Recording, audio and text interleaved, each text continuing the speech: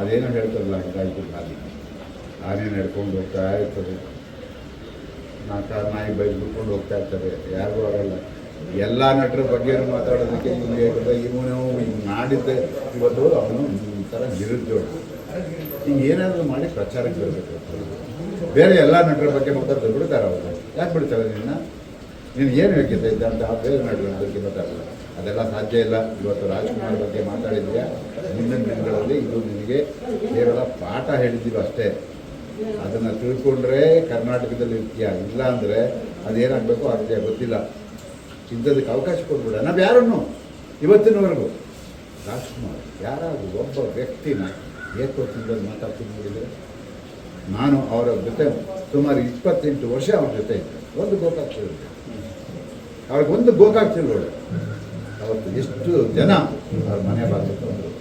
ರಾಜಕೀಯ ಪ್ರವೇಶ ಮಾಡಿ ನೀವೊಂದು ಪಕ್ಷ ಕಟ್ಟಬೇಕು, ಈ ರಾಜ್ಯದ ಕನ್ನಡವನ್ನು ಕನ್ನಡಿಗರನ್ನ ಬೆಳೆಸಬೇಕು, ನೀವು ನಿಮ್ಮ ಕೈಲಿ ಆ ಶಕ್ತಿ ಇದೆ ಅಂತ ಹೇಳಿದಂಥವ್ರು ರಾಜ್ಕುಮಾರ್ ಹೇಳಿದ್ರು. ನಮ್ಮದು ಕ್ಷೇತ್ರ ಅಲ್ಲ, ನಾನೇನಿದ್ರು ಒಬ್ಬ ಕಲಾಕ್ಷೇತ್ರ, ನಂದು ಕಲಾವಿದನಾಗಿ ಇರ್ತೀನಿ, ಕಲಾವಿದನಾಗಿ ಸಾಯ್ತೀನಿ ಹೊರತು ನಾನು ಆ ಕ್ಷೇತ್ರಕ್ಕೆ ಬರಲ್ಲ. ನಾನು ಯಾರೂ ಬಲವಂತ ಮಾಡಿದ್ರು, ನನಗೆ ಇಷ್ಟ ಇದೆ.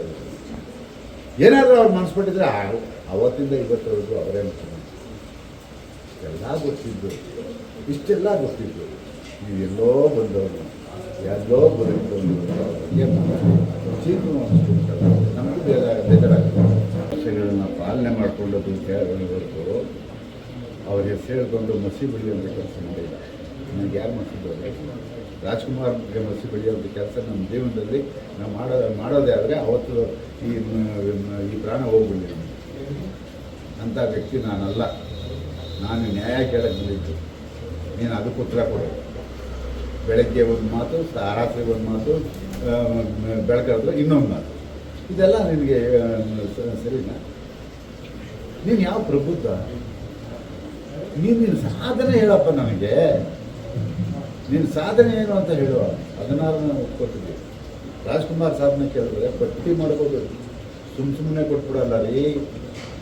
ರಾಜ್ಕುಮಾರ್ಗೆ ಪದ್ಮಭೂಷಣ ಸುಮ್ಮನೆ ಕೊಟ್ಬಿಡಲ್ಲ, ಪಾಲಿಕೆ ಪ್ರಶಸ್ತಿ ಸುಮ್ಮನೆ ಕೊಡಲ್ಲ. ನಾಳೆ ಅದನ್ನು ಪ್ರಶ್ನೆ ಮಾಡ್ತೀಯ. ಕೇಂದ್ರ ಸರ್ಕಾರ ಹೆಂಗೆ ಕೊಟ್ರಿ ಕೇಳೋದು ನೀನು? ಇಲ್ಲ ನೀನು ಕೊಡಬೇಕಾಗಿತ್ತ, ಇದನ್ನು ಪ್ರಶ್ನೆ ಮಾಡ್ತೀಯ ನಾಳೆ ನೀನು ಬಿಟ್ಟರೆ. ಅದಕ್ಕೆ ಇವತ್ತೇ ನಿನಗೆ ಕಡಿವಾಣ ಹಾಕಿದ್ವಿ. ಮುಂದಕ್ಕೆ ದೊಡ್ಡವ್ರ ಬಗ್ಗೆ ಮಾತಾಡುವಾಗ ಹಗುರವಾಗಿ ಮಾತಾಡಬೇಡ ಅಂತ ಹೇಳಿ ಒಂದ್ಸಾರಿ ಆಗಲೇ ಕೇಂದ್ರ ಸರ್ಕಾರ ನಿನ್ನನ್ನು ಗಡೀಪಾರು ಮಾಡಿದೆ, ಅರ್ಥ ಮಾಡ್ಕೊಂಡು. ಇವತ್ತು ನಾವೇ ಅದೇ ಒತ್ತಡವನ್ನು ಸರ್ಕಾರದಿಂದ ತರ್ತಾ ಇದ್ದೀವಿ. ಇವರಿಂದ ಕಾನೂನು ಸುವ್ಯವಸ್ಥೆ ಕರ್ನಾಟಕದ ಹದಗೆಡುತ್ತೆ. ಯಾರ ಬಗ್ಗೆ ಮಾತಾಡ್ತೀವಿ? ರಾಜ್ಕುಮಾರ್ ಬಗ್ಗೆ. ಕಾನೂನು ಸುವ್ಯವಸ್ಥೆ ಹದಗೆಡುತ್ತೆ, ಇವನ್ನ ಗಡೀಪಾರು ಮಾಡಿ ಅಂತ ಹೇಳ್ಬಿಟ್ಟು ನಾವು ಈಗಾಗಲೇ ಒತ್ತಾಯ ಮಾಡ್ತಾ ಇದ್ದೀವಿ. ಮಾಡಿ.